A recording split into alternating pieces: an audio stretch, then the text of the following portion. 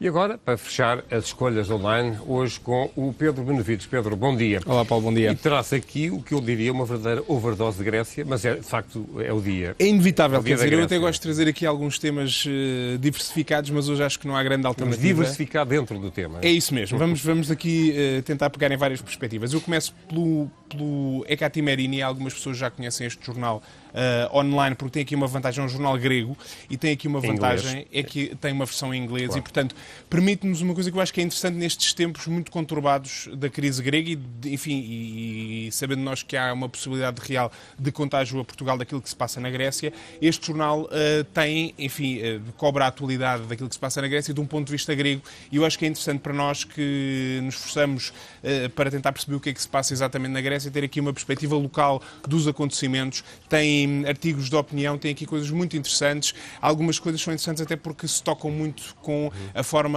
de pensar a crise aqui em Portugal também. Portanto, eu acho que recomendava aqui logo para abrir este jornal. Com um acompanhamento quase diário da crise que afeta a Grécia. Pedro, e Varoufakis, de Tsipras já conhecemos, mas há mais personagens nesta... Há mais personagens Nesta neste drama tragédia. grego, não é? Esta tragédia grega, isto é um clichê que se tem usado muito, mas Exatamente. aqui é inevitável. Coitado. E a Mashable fez aqui um artigo muito interessante que é um guia para os heróis e os vilões da crise grega. E, portanto, basicamente, o que eles nos explicam é quem são as personagens principais, começando logo aqui pelo primeiro-ministro grego. Eles explicam o que é que ele quer, porque é que toda a gente está zangada com ele, qual é que é o grande poder que ele tem e como é que se perspectiva o futuro dele, e ainda acabam sempre com uma pequena citação a melhor citação desta personagem, digamos assim, e aqui incluímos, além do Primeiro-Ministro, o Ministro das Finanças, naturalmente, também, sem surpresas, Angela Merkel, o Ministro das Finanças alemão e a Christine Lagarde, e depois acaba-se com o povo grego. Portanto, este é um artigo que eu recomendo, que está muito bem escrito e tem aqui uma perspectiva ligeira, mas muito informativa, que também nos ajudará, com certeza. Olha, mas há 11 coisas que isso é incontornável. Temos mesmo que saber sobre a Grécia.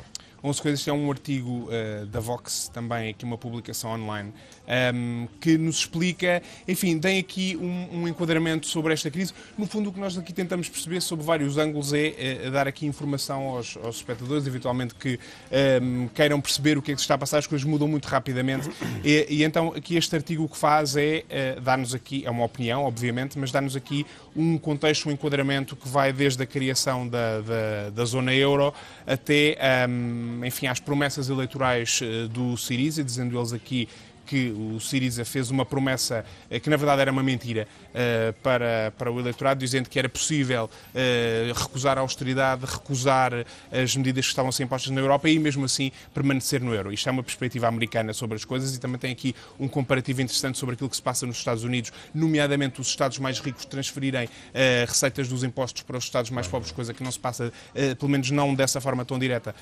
na Europa, e portanto tem aqui uma perspectiva que é para explicar aos americanos, mas eu acho que também acaba por nos explicar a nós, tirar algumas das dúvidas essenciais sobre o que se passa nesta crise.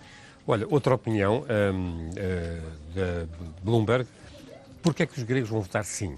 Esta opinião tem aqui algum interesse. Naturalmente, temos visto em 2 dias consecutivos manifestações em Atenas, uma grande manifestação pelo não no referendo, que é a posição do governo grego, e outra pelo sim ontem. Havia muita discussão ontem nas redes sociais sobre qual é que teria sido maior. As sondagens aparentemente parece que dão vantagem ao sim, apesar de ser Parece que dão pequena. vantagem ao sim, exatamente, e este artigo que explica é um bocadinho porque é que historicamente é previsível que os gregos votem sim, e basicamente o que a Bloomberg aqui diz é que habitualmente quando as coisas apertam, quando as coisas se tornam complicadas, a tendência dos povos e dos gregos em particular é seguirem o rumo da Europa. E eles dizem que isso é quando as coisas estão complicadas. Aqui, no caso da Grécia, as coisas já não estão complicadas, estão mesmo muito, muito, muito feias. E já agora, se me permitires, eu ia só nesta lógica do enquadramento de que temos falado aqui, também outra publicação americana,